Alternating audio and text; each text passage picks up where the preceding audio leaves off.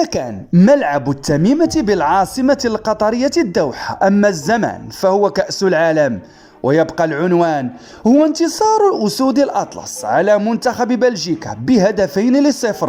في ثاني جولات المجموعة السادسة، في مباراة رسم فيها لاعبو المنتخب المغربي لوحة من لوحات الفنان الشهير بيكاسو.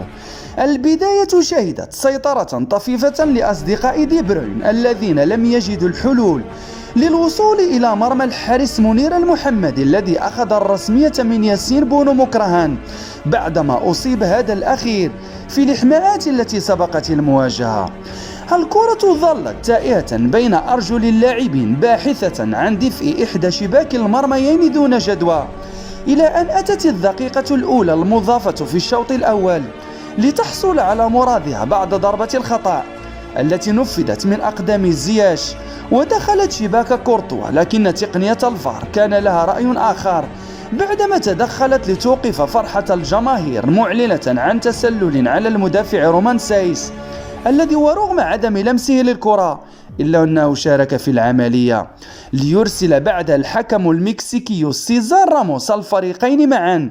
إلى غرفة تغيير الملابس على أمل تغيير نتيجة اللقاء في الجولة الثانية.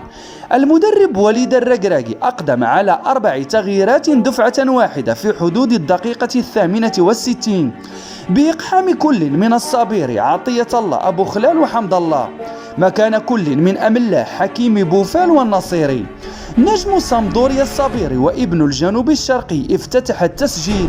من كرة ثابتة في الدقيقة 73 بينما أرسل زكريا بوخلال رصاصة الرحمة في قلوب المشجعي منتخب بلجيكا بتدوين الهدف الثاني في الوقت بدل الضائع بعد صناعة رائعة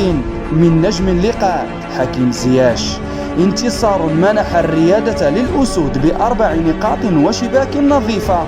في انتظار الملحمة الأخيرة أمام كندا للصعود للدور القادم.